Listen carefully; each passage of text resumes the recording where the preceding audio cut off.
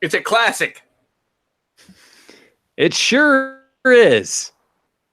We're hitting some of the big ones over the last few weeks, and sure enough, Trouble with Tribbles. That is a big episode. Well, welcome to the Brothers Trek About. My name is Matt, and as always, joining me from Houston is my brother Ken. So say hello, Ken. Hailing frequencies are open. They sure are. Well, like I said, Troubles with Tribbles is the name of the game this week. It's going to be exciting to talk about. I've got lots of notes on the subject because, as Ken has said, this is a classic. This is one of the ones that people always point to as their favorites, including Joseph Pevney, who's, one of the main directors on Star Trek, and he always points to this one as being a good time on the set, even though he kept having to maintain discipline amongst the cast members who were always cracking each other up. But he really likes this episode. He thinks that this is the perfect example of not only comedy being able to be used perfectly in Star Trek, but also showing that comedy is better when your characters are much more in the zone of it. You know, when you play the straighter you play the characters in the comedy, the better the comedy reads. Right. This also has a feature we talked about a lot in the first series, the first season, in which we made the observation that a lot of these episodes were something else and Star Trek. And this, of course, is it's a police procedural, and it's Star Trek. So it's Star Trek in the sense that we're going to confront the Klingons on a space station. But it's a police procedural because somebody's up to no good and our detectives have to solve the crime. And that makes some of the best Star Trek. Because when it's just Star Trek, it's certainly enjoyable for me. I enjoy it watching Star Trek people do Star Trek things. But you get really good television when you make it on top of that some kind of traditional story, you know, something we recognize. It's a police procedural. It's a action adventure. It is a love story, you know, and then you've got on top of that these kind of Star Trek themes and Star Trek situations. I wrote a fan fiction once that was a police procedural. Oh, really? It takes place. I did not know that. I did. I should look it up and send it to you. So it takes place in the kind of post-movie era after Nemesis and so forth, right? Okay. And, you know, the whole question is, you know, there are reforms going on in Romulus, but are these real reforms or are they just for show? Are they going to take root or are they going to be cast aside by, you know, the next Praetor or whatever? And you have this situation where somebody's murdered and the Romulan detective or the Romulan intelligence officer and the Starfleet security officer are working together and in this small way building a little trust because they're both professional policemen in a sense, right? I mean, neither one of them is properly a policeman, but within each of their spheres, a little police work is part of what they do. So you have this Romulan intelligence officer and this Federation security officer who are solving this crime and respecting one another's professionalism and their ability to see clues and put things together. And by the end of it, you're left with so at the same time, I never quite make the Romulan entirely believable, right? You're supposed to think, are they hiding something? Is there because it wouldn't be a Romulan if you didn't think there's a little bit of something else going on. But at the end, they solve the crime, and and you're like, well, I think we built a little bit of trust today between the Romulans and the Federation. Nice. Yeah. Well, what's funny? So, talking back about the Trouble with Tribbles is that the first part of the show, you start to feel like the Tribbles are a B story. Right? You feel like the main story is like whatever's going on between the Klingons and the Federation and this, crazy wheat that they made up. And that the Tribbles is just like this annoying B story until all of a sudden what happens in the B story totally comes on and affects everything that's happening in the A story. Right. So much so that, the mystery is then solved by the Tribbles, at the end with the help of Captain Kirk, of course. In that sense, it's a classic Seinfeld episode.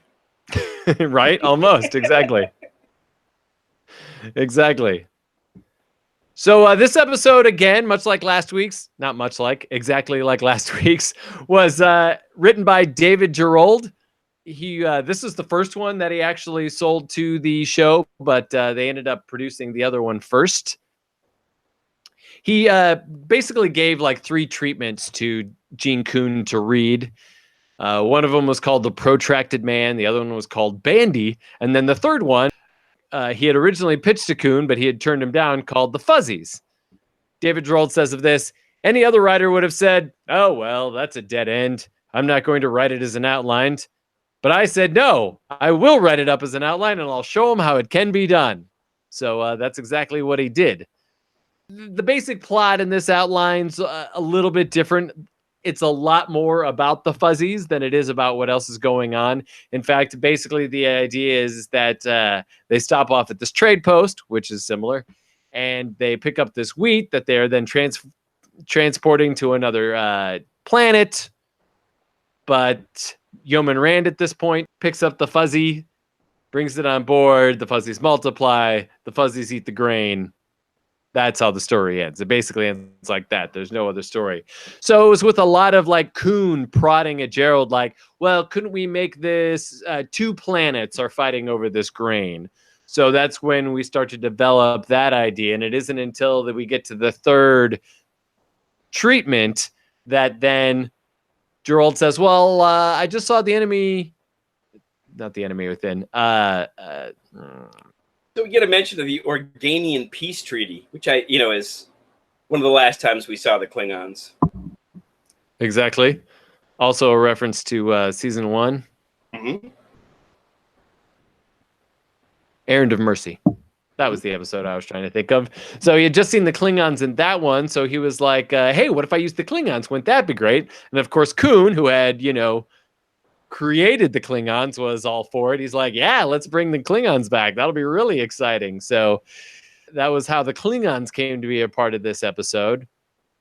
The second draft of the treatment was given to DC Fontana. DC Fontana loved it. She think that we need to get this one. I think it needs a little bit of work, but it'll be fun. It also play like Shore Leave, which was so well received. So, of course, the DeForest Research Company that we've talked about before that looks in to make sure that we're talking about things that are actually real or not real, goes to Coon and says, well, that the Triticale is actually a real thing. It was a true hybrid developed in Canada so that it could be used there to grow more wheat. Canada? So, perhaps you mean Siberia. Right, my bad. Sorry, I didn't mean to take anything away from the Russians. So, of course, then that's why they made it the Quadro Triticale. They were like, well, if the Triticale already exists, by the time we get into, Star Trek's time, the 24th century, well, hey, then we'll have Quadro Triticale. Of course. This 3rd draft of the thing obviously looks a little bit more, this outline looks a lot more like what the show ends up being. We get to a local bar and grill because it wasn't sure whether or not it was going to be a space station yet or a planet. They hadn't decided yet. It is also here where Scotty throws the first punch, when the Klingons insult the Enterprise by calling it a sagging old rust busket. A garbage scow. Yes, exactly. The scene afterwards where Kirk disciplines the men, then brings Scotty in, is also in this thing, but it's not fully realized. Again, it was a Coon note where he was like, well, wouldn't it be funny? We get these 2 guys in the scene together, and it's, of course, the insulting of the Enterprise that makes Scotty act and not Kirk being insulted. No, we can let Kirk take the insult. It's going to be fine. There's also Fontana, who, too, and this will be something we talk about once we actually get into the recap of the episode, it was DC Fontana who came up with the idea for Kirk not enjoying this particular role, which she called a policeman. He doesn't care about watching over a pile of wheat. It seems almost below him. She's also the one who came up with the idea of making the Fuzzies a menace to the ship, by just taking over and ending up in the ventilation system. She's also the one too who came up with the idea of the Fuzzies falling down on top of Kirk. It does seem though that if what this guy wants is a compliment to security guards, and he's such a powerful dude, he should have just requisitioned his complement of security guards. And they show up on a shuttle or they get dropped off and some other starship's heading from here to there. Mm-hmm. And he's got his guys and they have nowhere else to go. They're not distracted. They're like, this is what we're here for. And it does seem odd to say, I'm going to call, a heavy cruiser to come and guard this wheat. Right, exactly. There should have been plenty of other people they could have gotten involved to do it. So finally, he does a fourth outline. Again for free, because you know how Star Trek works. But he's just excited to get to be a part of the show. Gerald is. Finally, they decide they're going to buy the story and develop it into a script. They pay him $650 for his script, and at this point too, they send it to NBC. NBC writes back, "Excellent story. The writer has shown great imagination in the grasp of our series. The touches of humor with the underlying and very evident threat of jeopardy is superbly played against one another. If this screenplay is successful as the story outline, this should be one of the most visually exciting and provocative of Star Trek's episode ever put on film." Well, at least Stan Robertson isn't overselling it. Yeah. Gerald also says that Kuhn at this point is like, well, we're going to assign a writer to this, but we're not going to do that for 2 weeks. So if you can get us a first draft of the script in 2 weeks, then we might go ahead and use yours. Of course, it took on average, the average writer to write a script in 2 weeks. So he was giving him the perfect amount of time without actually giving him the script to do. And he didn't feel like that was unfair either. He goes on to say, it was necessary. It would have been unfair if he had tried to do it to me a second time, because if he was buying the second script for me, then he meant that I knew I could deliver a finished product. He had me do it on spec. But at this point, I'm unproven, so it's okay if they try and make me do it, but only once. So he delivers the script in just 3 days, and it was 61 pages long. Which is a good length for a first draft, but obviously stuff had to be cut. So Robert Justman, who we know and love from his many memos, likes the script, but Gerald says of Justman, he's like, he's presented as one of the friendliest demeanors on the lot, but don't let these good looks fool you. Beneath that warm, fuzzy exterior, there lurked the heart of a miser. You would have thought he was spending his own money. And vicious? Okay, he wasn't vicious, not really. But anyone who would send a 6-page, single-spaced, 1,000-word to the page memo to a new writer listing glaring details in his first rough draft as a script is the kind of man who would sacrifice naked Girl Scouts, cookie packages still clutched in their hands before a giant statue of Maman. But he still liked Justman.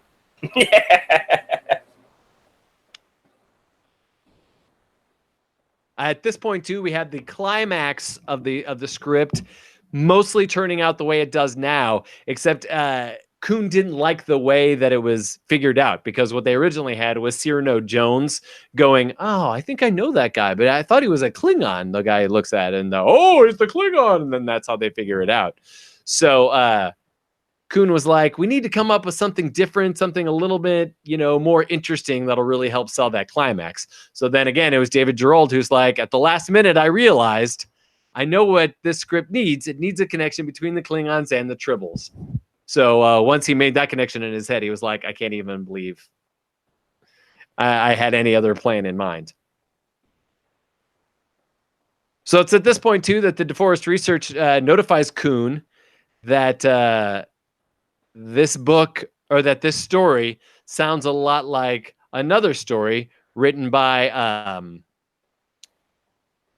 Robert Heinlein, and it was a novel called Martian Flat Cats, where there's obviously a lot of cats that's happening and blah, blah, blah. So Roddenberry really quick, runs to Heinlein and is like, hey, just so you know, we got this new writer on here and he wrote the story and it sounds like your story. I just want you to know we didn't make it, we weren't copying your story. Everything's going to be cool. All right. I'm sorry. I didn't mean it. And Heinlein, of course, says, well, this was based on a 1913 short story about pigs back in the day. So if anybody, we got to pay that guy. So anyway, Heinlein was cool with it. And everything was fine. Also, too, it's actually based on the farm report back when he was a kid. Oh, those weevils got into that cotton again. They just keep multiplying. So his title for this version of the script, draft 1, was "You Think You Got Tribbles?" Kuhn, of course, hated it and asked Gerald to change the name. And he says, "Why are we calling these creatures Tribbles if you don't take advantage of at least of one good pun?" So, of course, obviously, he ends up putting the good pun at the end of the episode. So Gerald, of course, again, being super complimentary about Gene Kuhn and the writing of this episode, always felt that Kuhn deserved a co-writing because of all of the, assistance. Yes, thank you, that he gave them on the episode. He even says, Gene Kuhn never told me once what to do. Instead, he kept telling me what I couldn't do. I thought that's really good. That's like being a leader, as being like, I'm not necessarily going to lead your hand and show you how to do everything, but don't do that. That's really dumb. Gerald also says that we didn't set out for this episode to be a comedy. As the script went through a number of many drafts, we started putting in more and more of the jokes. Everybody kept saying, let's have more fun. Let's have more fun. Gene Roddenberry, however, wasn't around when the script was being developed. And of course, Roddenberry never liked it when Kuhn would bring the lighter side of Star Trek into Trek, right? He didn't like the humor. Gerald has this to say about Roddenberry, which I liked. Roddenberry was out of town, which I think was one of the reasons Tribbles turned out so good. He's a meddler. He couldn't let a script just go across his death without changing it a little bit. Now, a lot of what he did was good, but he is not what you would call a funny guy. He's not a man. He's not a man with this. He's not a man with a sense of humor. If he would have been there, then Tribbles would not have been as funny. There would have been a lot more heavy seriousness to it. And then the point of the old episode would be, of that being charming and funny. Roddenberry would have never have let such a lightweight, charming, fluffy, or funny episode happen. Although it's good in a long series to have some funny episodes, especially when they're not silly. So our 2 episodes with Mud, I feel, border on a little too much silliness. Uh-huh. I don't think they're bad. I don't think they're too silly, but I certainly don't want to go any sillier than the Mud episodes. But this one I think is fun. It's got a much better balance between the NBC guy says, between the threat and the humor. A lot of the humor in this episode is the way Kirk is dismissive of the commissioner or whatever he is, right? Yeah. I've never thought a Federation official to be an idiot until now. I know, right? It's basically what he says. Yeah. You can have 2 men, and that's it. Well, too, I think that this is what I was going to say earlier, was that Star Trek 2 has the ability to sort of be all those different things, right? We can even see that from the movies. You look at Star Trek 1, it's a very serious Gene Roddenberry, Star Trek. We get into Star Trek 2, we have high adventure. It's a little bit sillier. Again, we go back to 3. 3 is a little more heavy. There's a lot going on. Kirk's son dies, all of these things. By the way, spoiler alert. But then we get 4, and 4 is all like, double dumbass on you, and then we get 5 and they're singing campfire, they're singing campfire tunes. And then we get 6, which is just, this again, I would make an argument for the best of the series of a thing that works on so many different levels, has enough comedy, has enough adventure, but is also telling a story that, means something, has a moral and a point. I think it's one of the Star Trek at its finest, really. Yep. And so I think Kuhn, I think Roddenberry making it so serious all the time and playing everything and not letting it be lighter and not is probably something that as we go on, we will be commenting more and more on, I'm sure.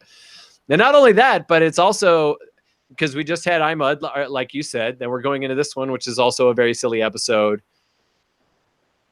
These funny episodes, despite how well they are received and how well the cast likes them and how well the audience likes them, does not make Roddenberry happy. And so something's coming to a head here in the near future between Kuhn and Roddenberry about what Star Trek really is.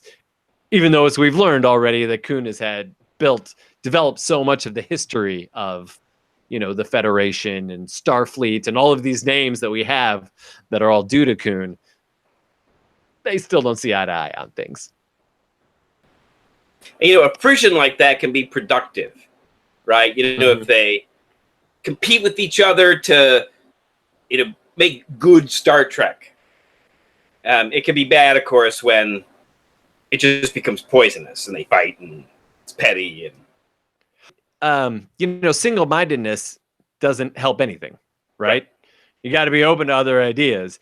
If they could have worked out a system where Roddenberry writes a thing and then Kuhn, does the final polish on it and, it becomes this wonderful mashup of the two people working together, then it becomes awesome. What I think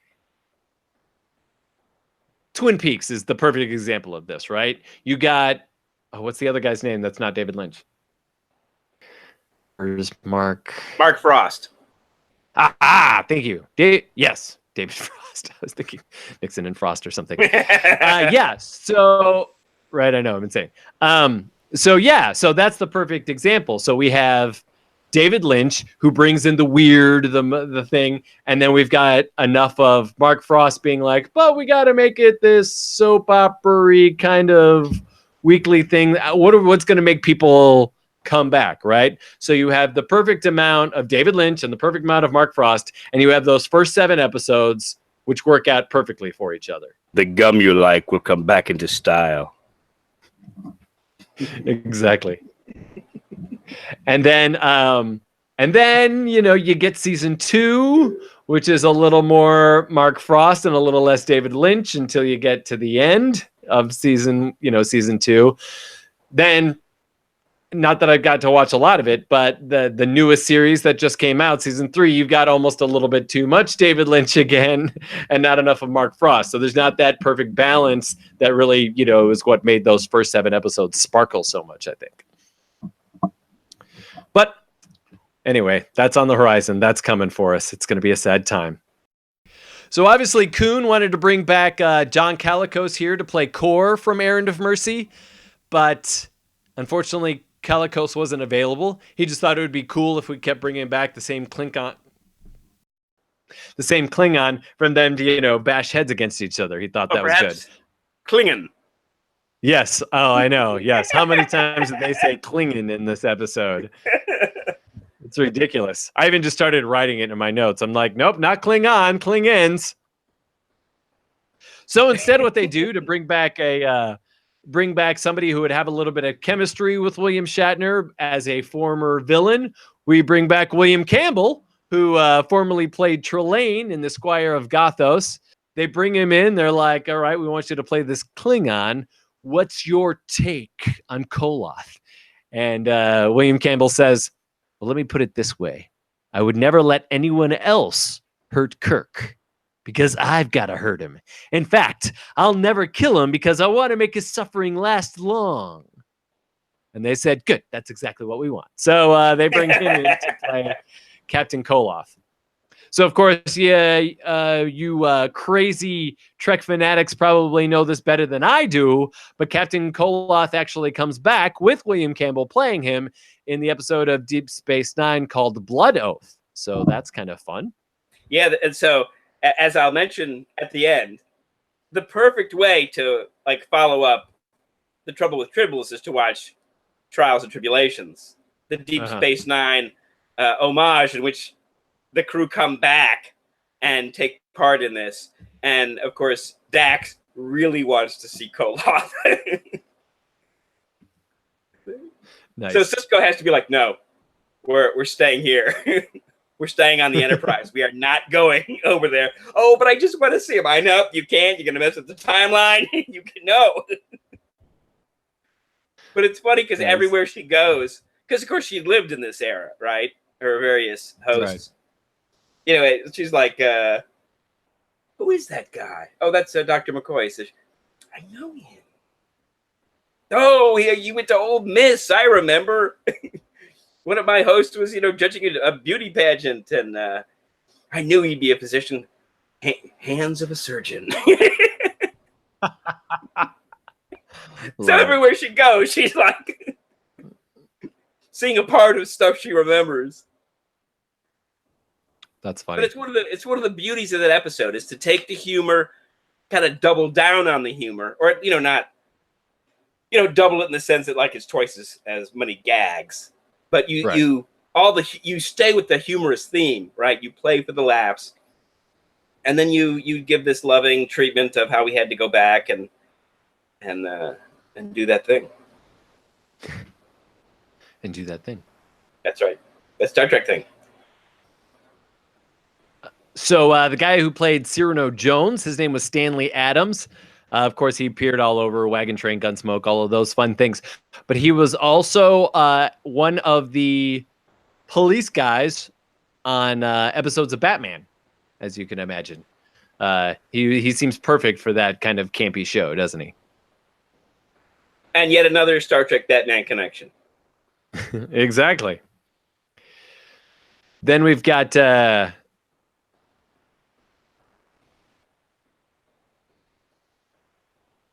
Oh, sorry. So then we got Charlie Brill, who he's the actor. He's the guy who plays Darwin, right? The assistant to the undersecretary, who makes a wonderful comeback in Trials and Tribulations, playing himself. I was gonna say, yeah. And of course, he comes back in that one. He's aged naturally, so he looks older and so forth. But he's a Klingon, so he's got a long lifespan. And it's great to see a character like that come back, have a second shot at that role. Nice. So he was a child actor who grew up to be a stand-up comedian. A little bit of his past is really kind of cool, so I'm going to share that real quick. He was a stand-up comedian, and his wife, and they were the showbiz partners, McCall and Brill. And they had the dubious distinction of following the Beatles on the Ed Sullivan Show on February 9th in 1964. I have all those. I should watch it. Yeah, there you go. Sullivan had the Beatles open the show, then brought them back for a second set. In between, you had Brill and McCall and a couple of other acts. So Brill calls it a night of terror. 1 million pre-teenage kids screaming all during our act. And Mitzi and I were standing next to each other, and we couldn't even hear what each other was saying, which is why our timing was so messed up.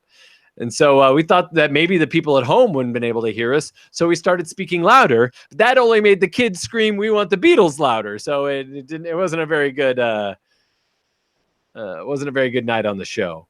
Yeah. So, when you watch these episodes of Ed Sullivan, he does sometimes have to come out and calm the audience down.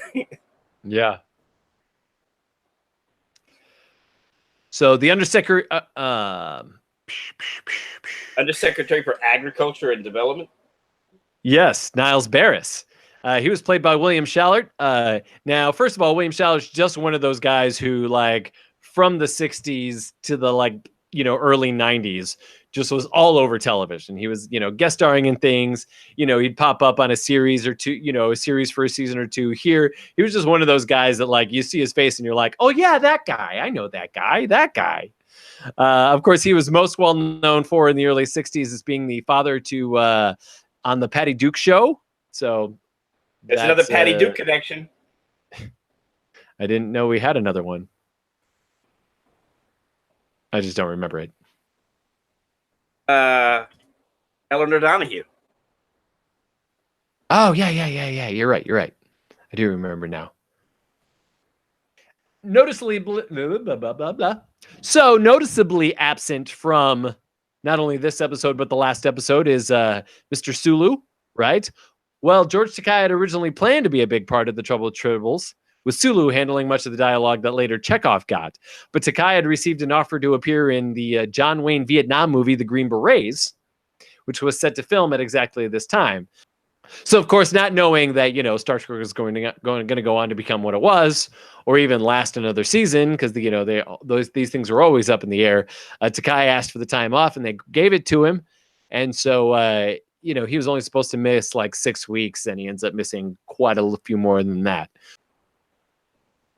So as production starts on this episode, Roddenberry is back in town. He's not very happy with what he's seeing. Again, we have this. This shift into the comedy, and he's hating every minute of it. And it turns out that he wasn't the only one. It was Robert Justman and Leonard Nimoy also did not enjoy the comedy episodes of Star Trek and definitely wanted to do something a little more serious. However, Gene Kuhn, DC Fontana, Shatner, Doohan, Nichols, they were all loved this and also loved seeing the boundaries pushed on Star Trek. So, well, as I say before, I think there's really an argument to be said for having different episodes accomplish different things. Absolutely, I agree. You don't want every episode to have the same tone, the same feel. One of the reasons that Bing Crosby was so successful is that he was capable of doing every kind of music. Irish folk music, and Hawaiian music, Christmas music, religious music, westerns that aren't westerns, jazz, whatever it was, giving it the Bing Crosby treatment, and his audiences would accept it because they could hear Bing Crosby. It was a Bing Crosby song, and if you can do that with Star Trek, you take whatever. This is a funny story. This is a police story. This is a love story. This is a deep intellectual story.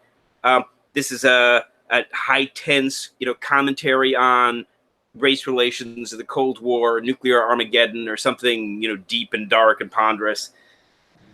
You could do all that stuff in different episodes. You could hit all those notes, and people could watch it, and they would enjoy all of it because it all felt like Star Trek. Mm-hmm. So during the filming of the fight scene on day 6, Jimmy Doohan goes up to Jason Pedney and says, "Hey, give me as much of this as you're going to let me do. I want to do as many of my own stunts in this one as just because it's more realistic, and then you can get more close-ups of it and everything." So Pedney was like, "Yeah, we'll let you do everything." And except for a couple of times when Scotty has to fly through the air, they pretty much let him do it. So Doohan says, about 5% of it they used the stuntman on, where some flying through the air was involved, like I just said. It took about 2 hours to film the whole fight, and once everything was lit, it was still a lot of fun to do. My stuntman, Jay Jones, said to me when I had finished doing all this stuff, he says, "If I ever become famous, would you please be my stuntman?" Oh, that was good. So as we head into post-production, Charlie Brill, again, our Darwin, says this: "When Mitzi and I were on the Ed Sullivan Show with the Beatles, John Lennon was in the guests room with me, and he was doing a bunch of these doodles, drawing little cartoons on napkins. And then he gave one to me and signed it. And I left him there. And then I was on the Tribbles, and everyone was taking Tribbles homes with them, but not me. So I missed out on John Lennon doodles and some original Tribbles. Boy, if Renoir had done a painting of me, I'd have left that behind too."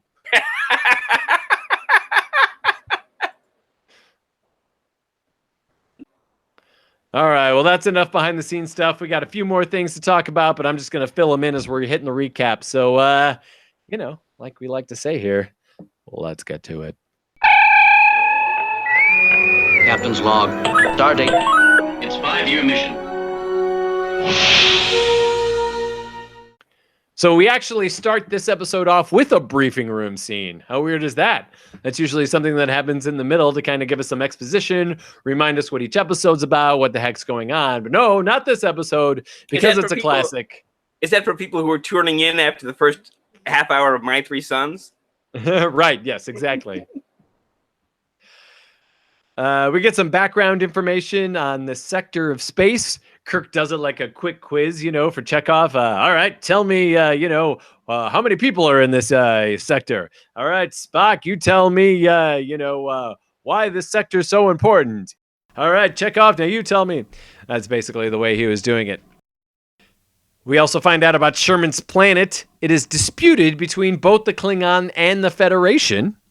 This is also when Chekhov mentions the Organian Peace Treaty, like you said earlier, which of course also had to do with Errand of Mercy.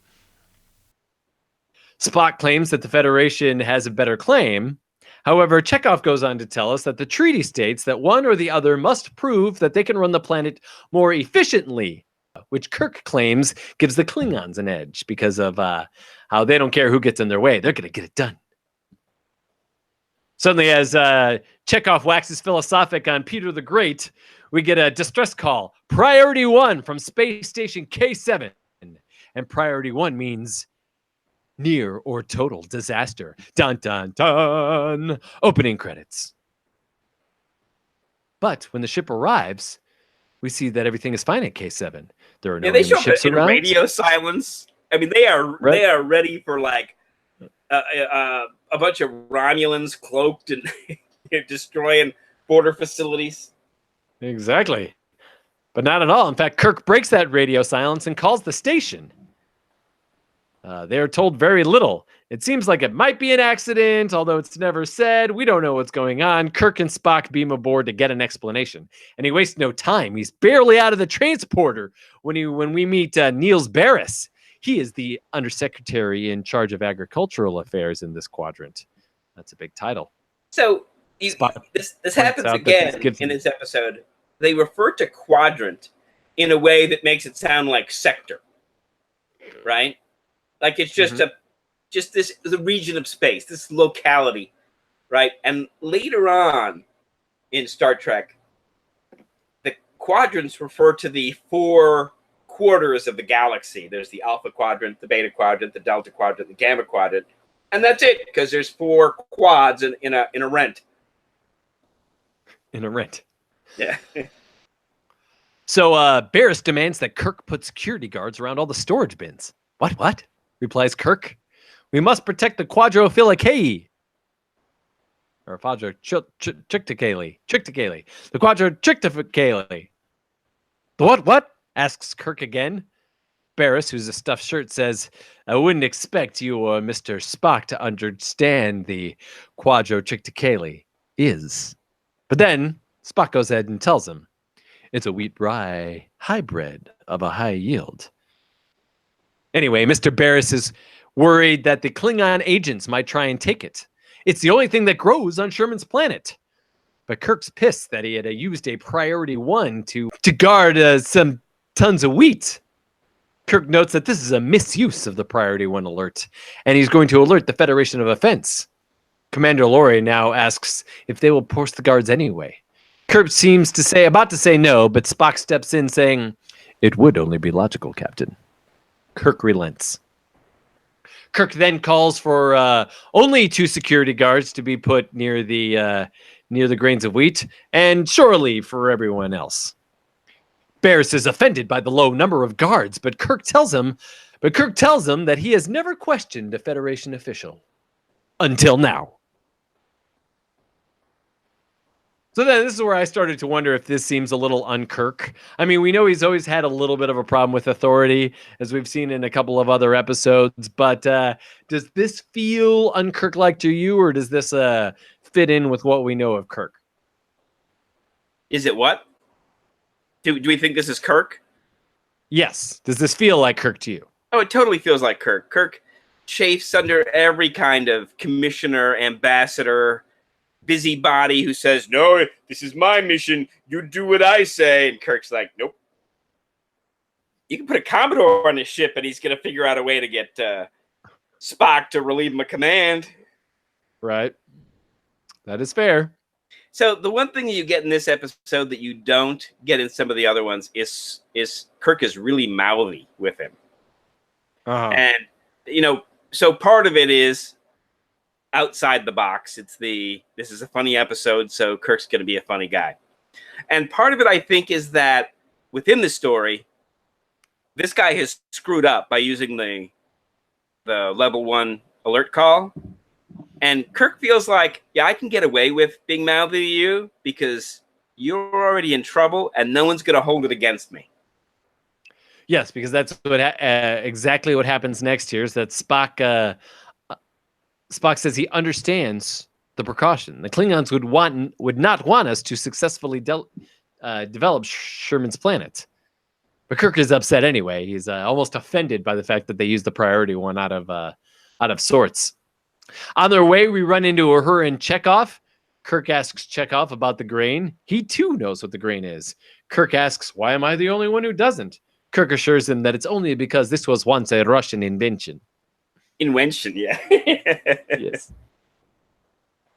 Victor, Exactly. We find out a lot about what's going on, or what Russia's created in this episode. We got talked about Peter the Great earlier. Later, they're comparing scotch and vodka. It's a whole thing. As Chekhov and Uhura make their way to the bar, a peddler walks in, offering fire gems to the bartender. The bartender rebuffs it, saying, "You already sold me these. Try something else." So the peddler pulls out a little furry thing. "Not at your price," says the bartender. Funny story here. The bartender's played by a guy named Guy Raymond. And he also played a bartender in many beer commercials in the 60s in which he always commented on these strange occurrences that happened in his bar. So that's fun.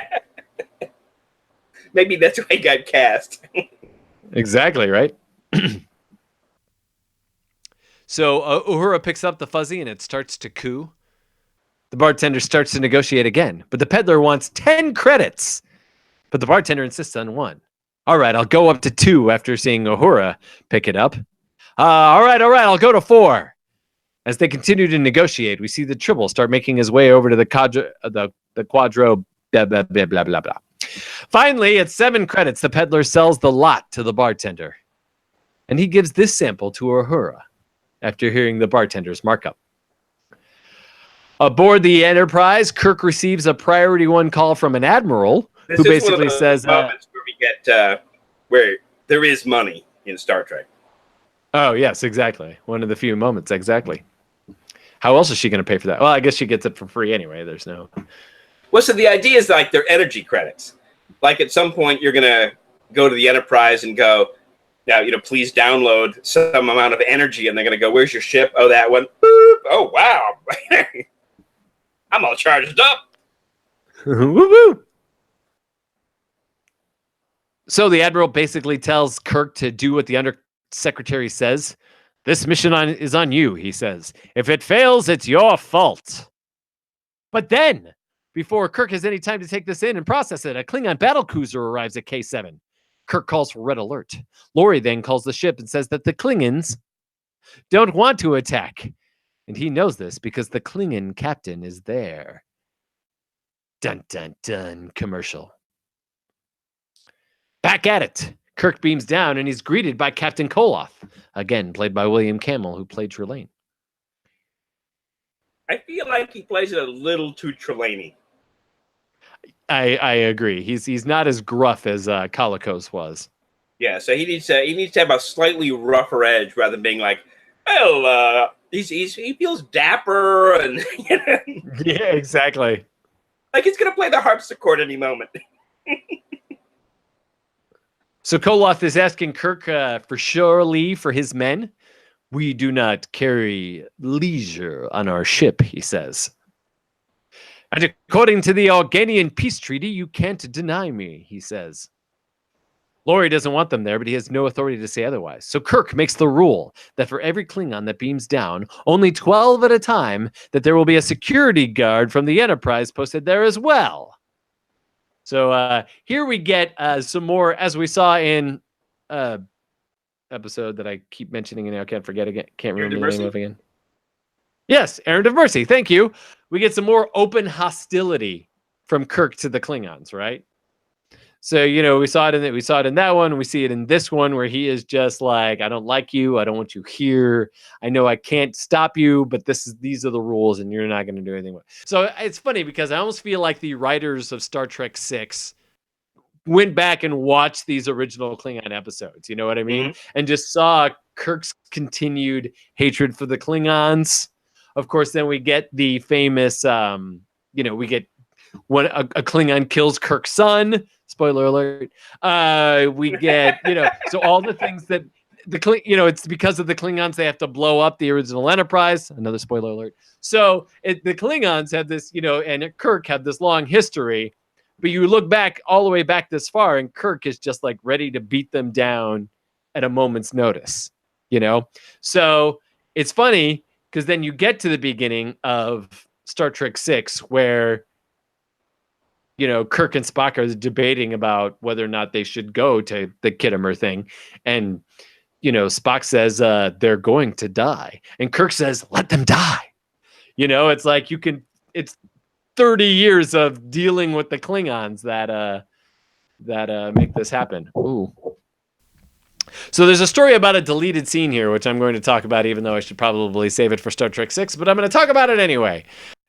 Where I was watching The Tonight Show when William Shatner was on back in 1992, and he's promoting Star Trek 6. And they show that very clip on The Tonight Show of Spock, and he's saying, let them die. And so after he says, let them die, they cut to Spock. And when they come back, Kirk's a little bit lighter, and he says, has it ever occurred to you that of all the people, I might not be the best person for this mission? To which Spock would then replies, only Nixon could go to China. So they come back from showing the clip, and everyone's applauding, and you can see Shatner's a little bit unsettled. And he says, they cut something out that they weren't supposed to. When we were shooting that, I didn't want Kirk to say, let them die. I made them film it with me waving it off, so that it was like, I didn't really mean that. I just, it was just a heated moment. I wave it off. And the director was like, great, we'll shoot it that way. So then little do they know, he then goes to see the movie or see this clip on the Tonight Show. And so for the first time, he sees that they cleaned out they clipped out the let them die part. And he was not very happy about it. He has since many times talked about how treacherous it was for Nicholas Meyer to do that to him. Anyway, back on board the ship now. Kirk goes down to the mess, and he finds Scotty just thumbing through some technical journals, for fun. Because what else is Scotty going to do on with some time off? I think he's like reading the technical journals. Of course he is. We find that the Tribbles have had many babies. Spock is there holding one, and he's like petting it, and he's like, it seems that this cooing makes for a calming effect onto humans. Of course, it wouldn't affect me. He says, almost smiling, petting the thing, and they all turn to look at him like, yeah, right, yeah. And then just puts it down kind of quickly and moves on. So that's kind of a funny little joke there. Self-awareness not necessarily the highest of Vulcan traits. Definitely not. McCoy takes one to sickbay, and he promises he's not going to dissect it. The rest are kind of given away to various crew members. Kirk then gets a call from Chekhov. Barris wants to talk. He's worried about the Klingons. He does say Klingons. Kirk insists he's got enough security around the grain and enough around the Klingons. As for what you want, he looks at Spock for a second. It has been noted and logged. Kirk out. Spock sort of looks at him like wearily. Kirk heads to sickbay because he's got this new headache caused by the undersecretary. In sickbay, Kirk notices that there's a number of new Tribbles. How many did you start with? He asks. Only one, says McCoy. He says it turns out that 50% of their metabolism is dedicated to mating. Kirk says, well, how do they, what makes them? Bones saves him, and it's like, I don't know. I haven't figured it out yet. I'm looking into it. It's like they're born pregnant. That's later, but yes, he does say that. So as Kirk's walking out, he's like, well, if this continues, you might as well open a maternity ward. Kirk then sends more peeps down. You got Go this ahead. comment, right? And on the one hand, it's just a little joke, right? A little bit of levity in the funny episode. On the other hand, what he's doing is he's foreshadowing the real problem in a way that is dismissive, right? So Kirk is like not taking it seriously. He's not taking the grain problem seriously. He's not taking the Klingons. I guess he's taking the Klingons seriously. Not taking the Tribbles seriously. So it's kind of like out of the three problems he's got, he's only focused on the one. And those, in a sense, they're all going to combine into one big heap of mess. Oh, yes, they are. So Kirk sends some more of the crew down for shore leave, advising that no one walk alone and always stay in groups. You don't know about those Klingons. He advises Scott to keep an eye on everybody and make sure that they behave themselves. But Scott doesn't want to leave the ship. But Kirk basically orders it. So Scott and Chekhov then enter the bar. The peddler arrives again, trying to offer everyone a tribble, but they all refuse. So then the peddler moves on to the Klingons. But here we find out that Klingons hate tribbles and vice versa.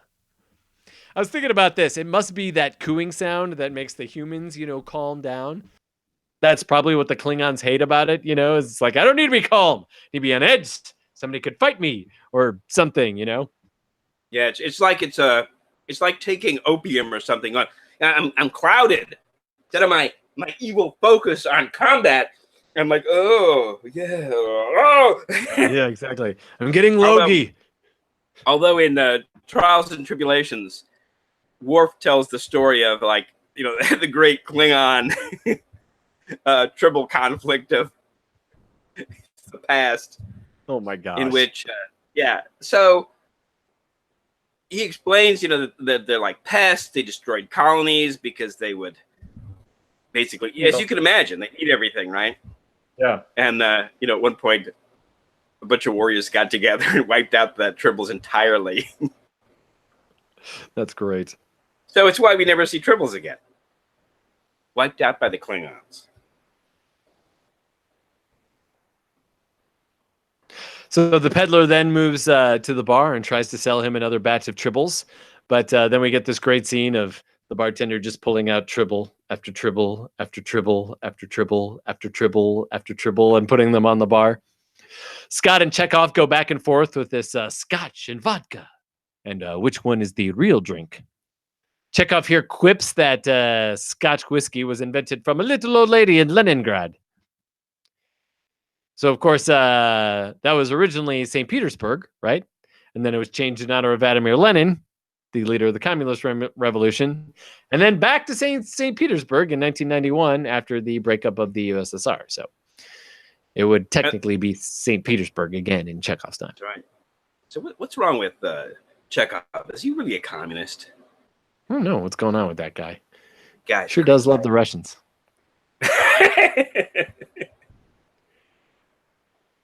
I was trying to make a joke there, but it wasn't going to work. Okay, so so then one Klingon gets up and he starts taunting the Earthers. Chekhov tries to step up, but Scott sets him down. The Klingon goes on to talk about Kirk. Chekhov rises again, but Scott tells him to sit down, and this time it's an order. The taunts continue, and until the Klingon starts to talk about Scott's wife, the Enterprise, when he says it should be hauled away as a garbage scow. Scott then punches the Klingon and a fight breaks out. During this fight, the peddler helps himself to drinks. The peddler, drinks in hand, starts to make his way through the bar while the fight happens all around him. Then Federation security shows up and breaks it up as we go to commercial. Back at it, the captain reprimands the crew. He asks who started it, but no one fesses up. Kirk then asks Scotty to stay behind. You were supposed to stop this from happening, says Kirk. Scott finally admits that it was him who threw the first punch. But he tried to stop Chekhov first. Well, why did Chekhov want to throw the first punch? So Scotty lists the many things that the Klingon said about Kirk.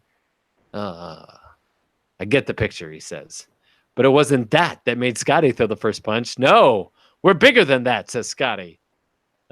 We should all be able to take a few insults. Well, then what started the fight? Kirk. Oh, they called the Enterprise a garbage scowl, sir. I see. Scotty, you're restricted to quarters still. Oh, thanks, Captain. It'll give me time to catch up on my technical journals. But then more tribbles. So many. Spock says he doesn't understand the tribbles, that they have no practical use. Bones asks, does everything have to have a practical use? Yes. They're furry and they make a pleasant sound. They do have one redeeming characteristic, says Spock. They don't talk too much. More barbs are traded here. Back on the bridge, Kirk sits on a tribble. Oh no, and he realizes now that they're everywhere. David Gerald goes on to say that the tribble props were misplaced all over the set, and they were found for several months after production in many episodes. That's funny. Oh, there's another one. That's another. Let's get this thing out of here. Jeez, where's this thing hiding? Kirk calls Bones to the bridge. He asks him about the tribbles. If we don't get them off the ship, we're going to have quite a time on our hands. They seem to be born pregnant, says Bones. Which also seems to be quite the time saver, says Bones. Spock says, I still don't understand them. They are going through our supplies and returning nothing. But Uhura now tries to make a case for love. But then Kirk says, well, even love is that too much of a good thing is bad? Even love, he says. Kirk demands the removal of the tribbles. And he buzzes down to Laurie and tells him to find Cyrano Jones. So back on K7, Spock explains that to Cyrano that by removing the tribbles from their predator-filmed environment into an environment where their natural multiplicative proclivities would have no restraining factors. Well, would you care to? I don't know what you said, says Cyrano. It was just great the way he says that. I'm not even doing it justice. Cyrano then excuses himself as Barris walks in. Barris again claims that Kirk is taking this situation too lightly. No, I take this situation seriously, says Kirk. It is you that I take lightly. Barris tries to claim that Cyrano is a Klingon agent, but both Spock and Kirk disregard it. You have to admit he's disrupting the station, says Denevere, or whatever his name is. Well, people have disrupted stations before without being a Klingon agent, and sometimes all they need is a title, says Kirk as they walk out. So I don't know what you were talking about Kirk being openly facetious to this man. It's amazing. Back on the ship, Kirk and Spock order food, but it is covered in tribbles. They're even in Kirk's coffee. He demands that they are put off the ship now. This is my chicken sandwich and my coffee, says Kirk. So Scott runs in then, holding a pile of tribbles. And if you look really closely, you can see that James Doohan doesn't have a finger. His lost finger is there. You can actually see it in this scene. Scott then claims that he found them in the air vents. Then Spock realizes that there are air vents like this on the space station near the Quadraro blah, blah, blah, blah, blah, blah stuff. They then head back to the K7. They beam down to K7. Laurie asks, is there a problem? And Kirk says, there is if what's happened, what I think happened. As they arrive in the container room, they can't get the door open. It's jammed. So Kirk tries one of the overhead compartments, and tribbles rain down on Kirk as we go to commercial. Back at it, Kirk emerges from the pile of tribbles. Laurie blames Kirk for this. This is your fault. You should have known this was going to happen. Then Bones runs in and tells them that the way to stop them from breeding is to stop feeding them. Aha. Now. But thanks. Yeah, right? Noted. A little late We'll get right on that. But now Spock notices that the tribbles all around Kirk are now dead. Bones scans them too. He says that most are dead or near death. Kirk says, let's get the grain and the tribbles checked out. In the next scene, Kirk has brought Cyrano Jones in to answer for what's happened. But then Koloth runs in and demands an apology to the Klingon High Council from Kirk. Bear says that they can't do that because that would mean then Sherman's planet would have to be given to the Klingons. But Kirk's not looking to apologize. He's looking for answers. How did the Tribbles end up in the Quadrophenia? Whatever it is. Who poisoned the grain? Then Koloth asks that the Tribbles to be removed from the room. But as they walk by Barris' assistant Darvin, the Tribbles freak out like he's a Klingon. Oh ho! Kirk takes some Tribbles in his hands and starts walking around, first to the Klingons, then to Spock, then to Barris, and then back to Darvin, where they freak out just like they did around the Klingons. Bones scans him and realizes that he is a Klingon, and it was him who poisoned the grain. Darvin admits this to Kirk after being threatened by the Tribbles. After being threatened with torture by the Tribbles. They take him away. Then to Koloth. He tells them to get their ship out of Federation territory. You've got 6 hours. Back in the bar later, Kirk takes Cyrano in to show him all the trouble with Tribbles. See what I did there? Kirk tells Cyrano that there is a penalty for moving creatures that causes damage to humans. Cyrano says, one little Tribble isn't okay. Could be 20 years, says Spock. Cyrano attempts to bargain with Kirk to get off the hook. After all, it was the Tribbles that led you to the Klingon agent, he says. Kirk makes a deal. Pick up all the Tribbles on the station, and I'll let you go free. What? But that would take years. 17.9 to be exact, says Spock. With no foot left to stand on, Cyrano agrees. Kirk heads back to the ship. All the Tribbles have been picked up, much to Kirk's happiness. Bones says, nope, you won't find any here at all. Well, how'd you do it, Bones? Well, I can't take all the credit. We got to give it a little bit to Scotty. Oh, well then, Scotty, who did it? Where are the Tribbles?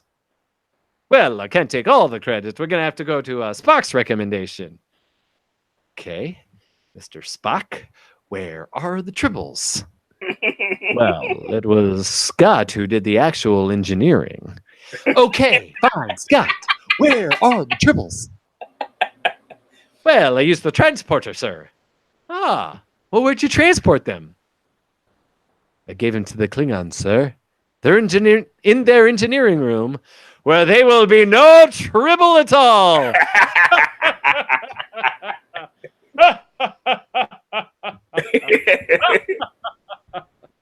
As credits roll.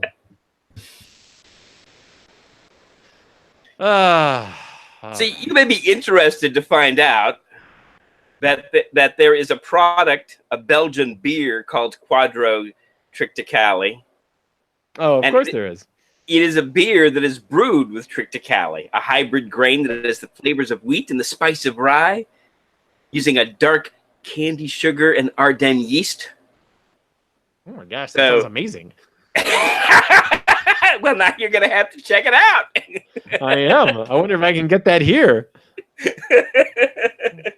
Have to go to Specs or something to find it. Yep. And then report back to us. Spock's estimate of how many Tribbles there are in 3 days, dead or alive, starting with one Tribble, producing a litter of 10 every 12 hours, is exactly correct. Assuming that every Tribble has a litter of 10, Tribble reproduction is exponential. Starting with one Tribble makes 10. In 12 hours, the total is 11. 12 hours later, each of the 11 Tribbles produce 10, making a count of 110 babies. Include the original 11 Tribbles, that count is now 121. The formula for the Tribble now, just so you know, is x equals 11n to the 12th power. Where x is the total, n is the number of hours. Given 3 days at 72 hours, the final result becomes 1,771,561. Dun, dun, dun. So now you know, just in case you ever need to figure out how many Tribbles. Third season producer Fred Freibringer also disliked this episode. David Gerald recalled that he pitched a sequel for this episode. Freibringer did not like it. He didn't like the original because Star Trek is not a comedy, he would say. Gerald's pitch later evolved into the animated series episode More Tribbles. or Troubles. This was voted the best episode of Star Trek by viewers of the Sci-Fi Channel's Star Trek 40th anniversary celebrations. It was also voted the best episode by Empire Magazine when they ranked the series. It was also voted the best episode by Empire Magazine when they ranked the series number 43 on their list of the 50 greatest TV shows of all time. The book Star Trek 101 lists this episode as one of the 10 essential episodes in Star Trek. Having been a big fan, this is an interesting little note here. Having been a big fan of the original Star Trek series during her youth, Diane Warren, the songwriter who wrote the Star Trek Enterprise's theme tune, Where My Heart Will Take Me, cited this installment as her favorite episode of the original series. Doug Jones, who plays Saru, who also avidly watched Star Trek the original series, also selected this as one of his favorite episodes. As a youngster, that was one of my favorite episodes. I like happy endings. I like low stakes stories myself. So it was kind of like perfect. So then it came down to sound editor Douglas Grindstaff to create the sound of the Tribbles, right? He said, so I had to create a bunch of different sounds. There was one sound for an individual Tribble. Then there was the sound for several Tribbles. Then a few more than that. And eventually the sound had to fill the whole ship. So I found this dove coo. I flipped the track over, shaved part of it with a razor blade. Then I just made a loop of that, put it at variable speeds, and changed the pitch to different frequencies. So then I went out and found a screech owl for the sound of the Tribble rearing up when it saw the Klingons. I took that screech, played with it, and got many variations of that as well. So that's where the sound of the Tribbles came from. There's also a scene in the original, not the remastered, obviously, but in the original series where you see the Star Trek go by outside the window. They actually used one of the store-bought Enterprise models for that shot, so you can see that go by. Save some money doing that as opposed to having to buy to build a whole nother Enterprise. Composer Jerry Fielding scored his first of 2 episodes of Star Trek. He was chosen to do this because of his background in comedy, having written the music for Bewitched, McHale's Navy, and Hogan's Heroes, of which he also wrote the theme music for. So the beep boop, beep boop, boop boop boop boop boop. That's this guy. He would also go back to score another offbeat Star Trek episode, the surrealistic Spectre of the Gun. But the funny thing is that after doing that episode, he hits the big time on the big screen with 1969's The Wild Bunch, for which he received an Oscar nomination. 2 other Oscar nominations would then follow with Straw Dog and The Outlaw Josie Wales. So isn't that interesting? That we got a guy who produces some music for a couple of episodes, and then boom, goes on to become a Oscar nominee.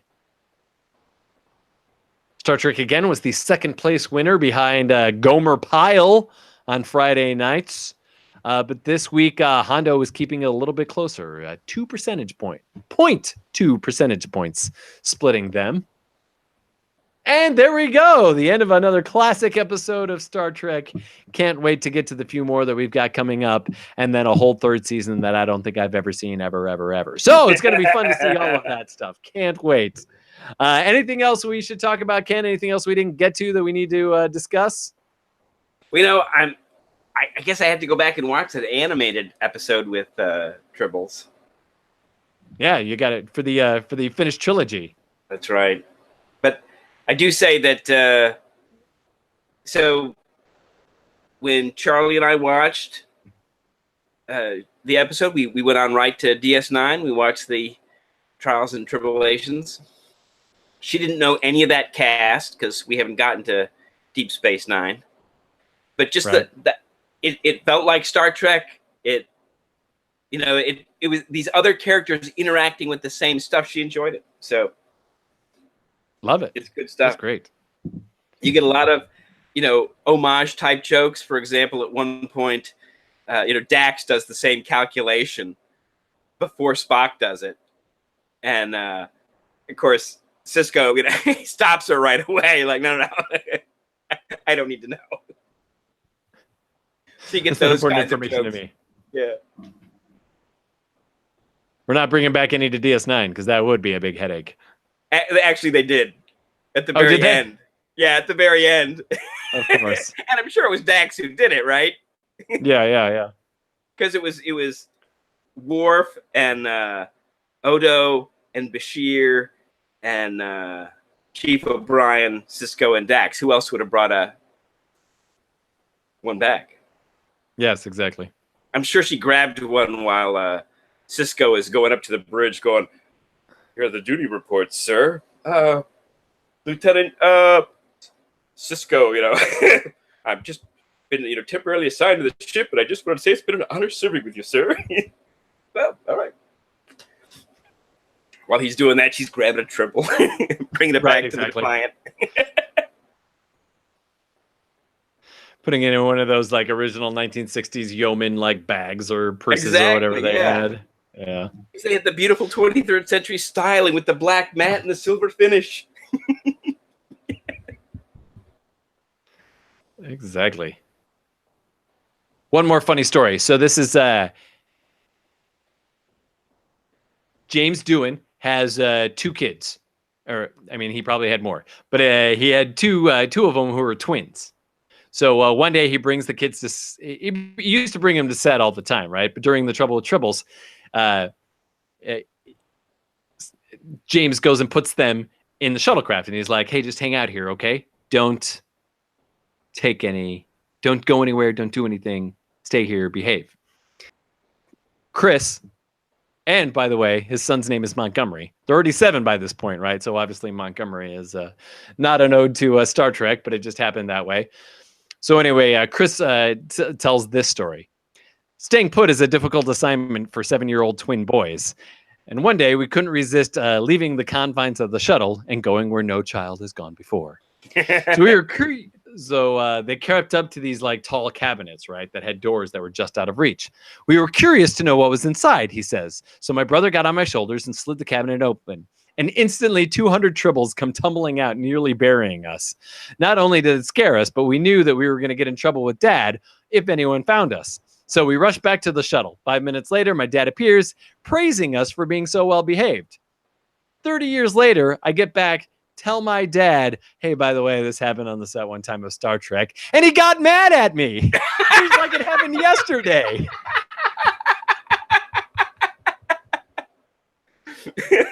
I love that. It's such a great story. And it's such a good dad story, too. You know what I mean?